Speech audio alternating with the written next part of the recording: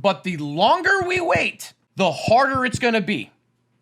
The quicker they're going to pull that Band-Aid off. They have to taper, and they have to get back down to a normal level at a certain point. They can either do it like this, or they can do it like this.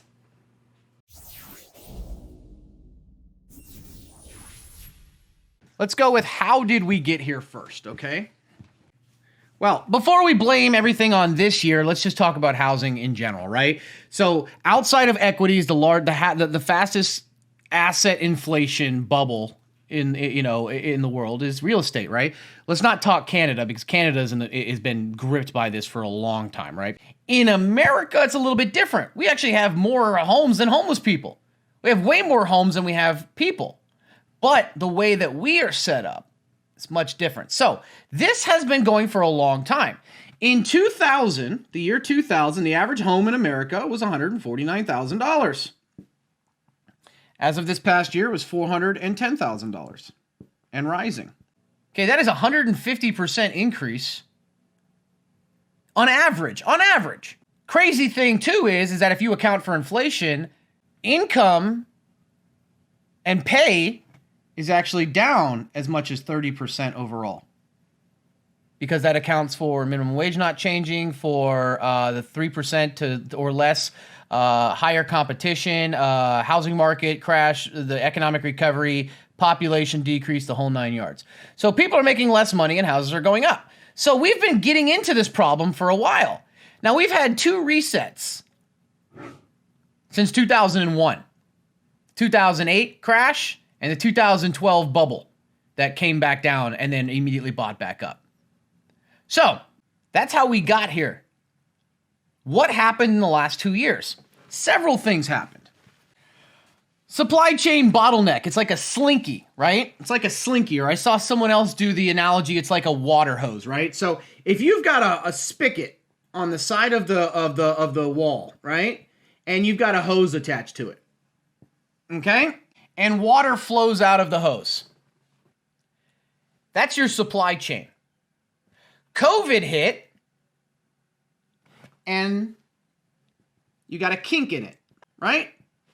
So what happens is all of a sudden there's a stop. Well, the water that's already in the hose is going to continue to flow. So in the first several months of COVID, we didn't notice a change, right? Because there was a backlog. The water was still flowing. It continues to flow. And so we didn't notice that. But then all of a sudden, China, Asia, the other side of it, stops. And now there's nothing coming here. Even when you turn this on, though, it still takes a while for the water to get back there. There's a big gap there, right? Because there's a chain there.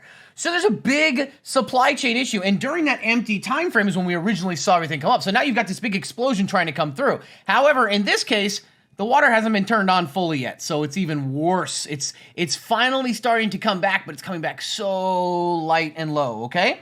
Now that we understand that, how did we get here and what is the problem? So the problem is several things. Number one, we had an eviction and moratorium freeze, meaning that there are many, many people in houses that would naturally go into the market as people sell their homes or are evicted or get kicked out or, whatever, that now those are off the market because those people are all staying. And we're talking about as many as 11 to 17 million people in homes, right? So those are now out of the market. Now that we know that between the eviction moratorium and the eviction moratorium and the freeze and everything like that, so now all of a sudden you have these several million homes that would somehow, normally be in the market wiped out. So that drops supply. But that's okay, right? Because we're in the middle of a pandemic. There's not going to be a lot of people looking to get houses, right? Because there's a pandemic going on, right? There's a pandemic going on, and not everybody's going to want to get into a house. Oh, wait a second. We're in an economic crisis. The Fed is going to drop rates.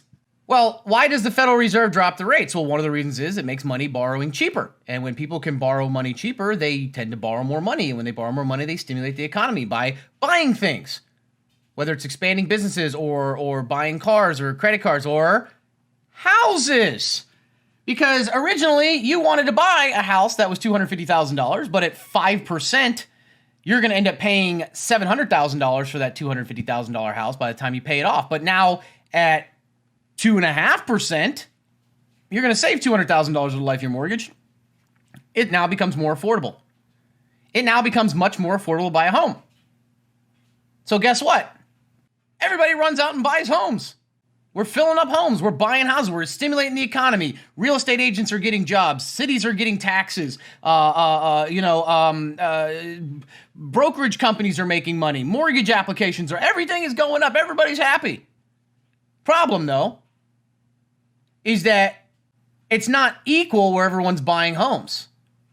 Everyone starts fleeing the cities and starts buying in the suburbs. So now you have a concentration of areas of where everyone's buying. And when everybody starts buying and everybody's desperate, they're all buying and they're willing to pay more to make sure they guarantee it. They're getting cheap money, why not pay a little bit more? You save more in the end. So those housing prices start going up. Then they start filling up those housing prices in the suburbs because everybody's getting out of the city. Why be in the city? You're working from home now, or you're laid off, or you are home and you realize that you hate your wife and kids and you need more space, or you hate your husband and you want whatever. You need more space. It's crazy, or you love your family but you need more time and you need a bigger house, so you move out and you move into the suburbs, right? So everybody starts moving. Now, that starts raising the prices up because of, supply and demand. There's a lot of demand right now and people can raise the prices. But then what happens? These people, all this inventory is still off the market. Well, shit, we need to start building more houses to keep up with this demand. So we start building more houses, but now we need more material to build more houses. Or I own a house and I want to sell my house because the market's going crazy, so I'm going to remodel my house. Well, now the demand for lumber and drywall and, steel, etc. Remember that pipe of water, that hose of water? It's already run dry. We bought up all the stuff that's still coming in. We think it's normal, and then we hit that dry spell. And now the price of lumber does this, and construction goods, and everything. So now, if you want to build a new house, it's going to cost you 20 to 30% more. And if you want to get, so that slows down new home buys or new home construction, meaning we have to go back to buying existing homes, and everyone's trying to buy them because rates are low, and there's only a certain amount in certain areas. The price jacks up, and this has continued to go up and go up and go up and go up and go up, and the rates are still at zero for the Fed, so people are refinancing as well. And everybody's rates are at, 2-3% less than they were 2 years ago. So you're saying to yourself, but Stocky, we've settled, right? Well, home sales are kind of flatlining. Housing starts and building permits are flatlining as well. Some of the price of stuff's go down. But now you have an elevated market. And now you have large companies who have decided to get in and do it as well. Zillow, for example. Zillow was going to somebody who wanted to sell their house and say, hey, listen, it's going to be a real pain in the ass for you to have to put this up for sale, get an agent, pay a commission. You're going to have to, do this, get inspections, stuff like that. Screw all that. We have the data on your house. We know how much it's worth. We're going to pay you more than it's worth, cash, and be done with it. That's it. Here you go. Cash. Done. Okay, fuck it. I'll do it. And so then Zillow goes and buys it, and we already did a video on this. Zillow buys it up, and they may remodel it and flip it and everything like that. And they're making money. Not a lot, but they're controlling the market, so they're down the road, they're going to do it. Well, this brings us all the way to yesterday. Zillow said, we're going to stop doing this, and we're going to liquidate the ones we have now. Zillow, why? Zillow? Why would you stop buying houses, fixing them up or flipping them? Why would you do that now? It's the top of the market. Why would you do that at the top of the market? Well, they said it's because it's not profitable anymore. Not that it ever was, really. It was just more about building a base. But it's too expensive. But you've been doing this since lumber and building materials were here. And now they're here. Why? What do you mean? Why are you leaving now? Wouldn't this be when you want to double down on the position? What is it that you know? Labor's expensive? Yeah, labor's expensive. It's true. But you don't liquidate your properties. But there's still buyers out there. Rates are still low. So what this tells me is that Zillow is thinking this through. They're thinking long term. Now, if it's just a labor issue, sure, they might pause it. They might slow it down. They might look for different areas, but they're still going to purchase up houses, right? They're not going to maybe flip them, but they'll still purchase them unless they expect the prices to go down a lot in a short term. Okay? Because remember, Zillow has their own contractors as well, but they don't even need to. They're a big corporation. They can sit on properties. So my question then becomes, what are they focusing on? And it's something that I've been focusing on as well, right? We know the two biggest issues with this bubble right now. This bubble could last forever. Not that all do, but could, right? But what is what is going on? We have a short-term huge increase in this. But there's three things, but two big concerns over the next 2 quarters, 3 quarters. Number one, moratorium, right? Moratorium, eviction freeze. Now they keep pushing it off, even though the Supreme Court said it's unconstitutional. But then they're using like these stopgaps things. If we start getting more vaccinated people, then they can no longer use the emergency order from the CDC for high transmissible areas. Now all of a sudden you have a flood of inventory. Right? You have a flood of inventory that could potentially go into the market. Well, before you had people like Zillow and those guys ready to buy it up when the inventory flooded. But if they've stepped back and BlackRock does the same thing, you've got flood of inventory. Now you have supply entering the market. Number one. Number two, tapering / interest rates. Interest rates are going to go up at some point. How much? 0.25%, 0.5%, who knows? But that's going to put a big hard stop to a lot of people that were buying or haven't bought yet, that we're potentially going to. Now, I think most people that were going to do it from the last point already got it out of their systems in last summer when the rates were so low. But tapering is a big concern. Why is that my big concern? Because we need to fucking start the tapering now. We need to start the tapering now. And I know you're going to say, Stocky, fuck you, shut up, my stocks. That's fine. Let me explain something to you. Tapering is going to happen. But the longer we wait, the harder it's going to be. The quicker they're going to pull that Band-Aid off. They have to taper, and they have to get back down to a normal level at a certain point. They can either do it like this, or they can do it like this. Oh, and they need rates to go up. So, with all of those things considering happen, and every time we get, whatever. Okay, but you're saying, but Stocky, it's okay. It's okay. We can start tapering sooner than later. No, because what do we need to start tapering? What has the Federal Reserve said their number one concern is? Because inflation just keeps doing this. Transitory. But we've done this a million times, and I'll say it again. We need employment to do this. But right now, employment is doing this while inflation is doing this. So where do you start tapering? 4 million plus people per month, every month since April, have resigned and walked away from their job. And the unemployment rate continues to fall. What does that mean? That means that people are leaving the workforce. They're not even looking for jobs. They're walking the fuck away. At this point, we have as many as 20 million people from age 45 and under that are no longer in the workforce, and we could see another 20 million by this time next year, or by summer. And if money is still pumping in, if the government is still pumping out this money, borrowing it at 0% interest rate from the Fed, and supply chains aren't picked up, and the economy's not growing, inflation will only continue to increase. And if inflation increases and employment decreases, you have a fucking problem. And at some point, the Fed's going to be like, okay, we cannot allow ourselves to get from runaway inflation. It's going to fucking hurt. And we're probably going to destroy everything for a year to save ourselves 20 years down the road. Pull the fucking plug. That's what concerns me. The longer we allow this to go on, the more abrupt the halt is going to be.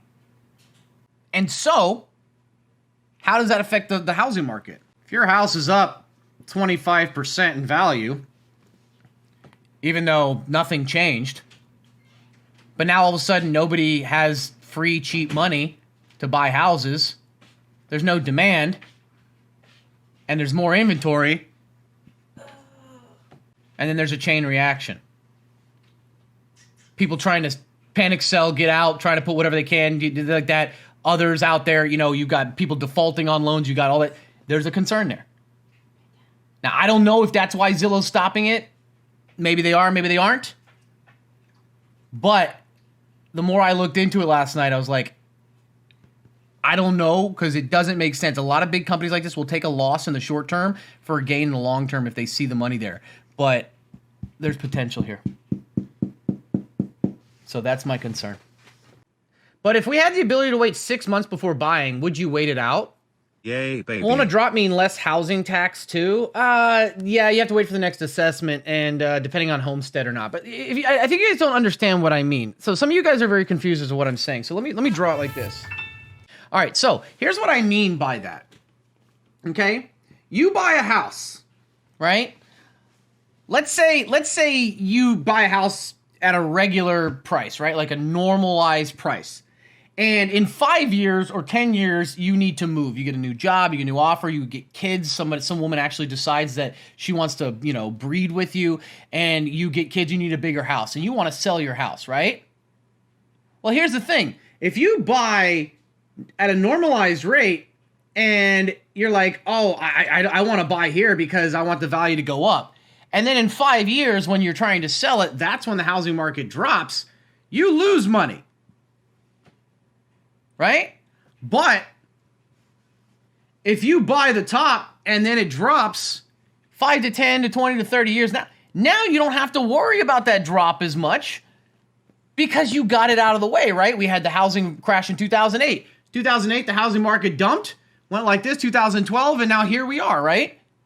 Don't you think the guy who bought here would have been happier rather than the guy who fucking bought here and wanted to sell here? Yeah, Stocky, but what if I'm the guy who buys here? Then you're really fucking lucky. But you could be the guy or girl who wants to buy a house and says, I'm going to buy here instead of here. It goes to here. You're priced out. It crashes, but the crash is here. You still pay more than you would have here. But then you're like, oh, it's going to keep going down further. Oh, nope. And then we'll see you in 10 years for the next crash. Also, you lose 5% in non-returnable capital every year. So that's also money that is out of your pocket. You know, it's part of being a homeowner. Tax, insurance, maintenance, not including interest on mortgage payments. So it's like the market. You don't try to time it. Then somebody said, but Stocky, what if I know the housing market's going to correct 20% next year? Well, then you go back to what I was saying. Fuck that. If you buy a $300,000 house, once again, or $500,000, whatever, buy a $300,000 house, and you get the option between $60,000 less and buying it at $300,000 or $240,000, or buying it at $300,000 with a 1.5% lower interest rate, which one would you do? Most people who don't understand money will take the cheaper house with a 1.5% higher interest rate. They think 1.5% is only $3,000. That's only $3,000 difference. That's nothing. No, they don't understand how this compounds. Buying this and you carry this to term at 1.5% lower interest rate, you're talking about potentially $100,000 in savings. And not just savings, money that you don't give away to the bank versus saving $60,000. Now, could be more than that. If you're talking about a $500,000 house or you're talking about 2% interest rate, you're talking about $120,000. You're talking about double the savings. So, if the housing market crashes down, partly due to the fact that interest rates have risen, you might get a cheaper house, but you're going to pay more over the term of your mortgage. So instead of trying to time, well, what if I can get in the crash, the announcement of it, and then lock in my rate and do the go to Vegas if you want to gamble. In my opinion, if you can lock in a sub 3% rate and you can get a decent house right now, one of three things happens. One, nothing changes. Two, the market drops, but the interest rates go up and you're still saving more money. Or three, the market just continues up because this is inflationary fucking equity or asset and you just make money and save money at the same time. I wouldn't try to time it personally. But everybody's circumstances are different. It depends if you have to pay PMI or not. There's a lot of things there. But for me, Courtney, where you been? But for me, that's how I would look at it.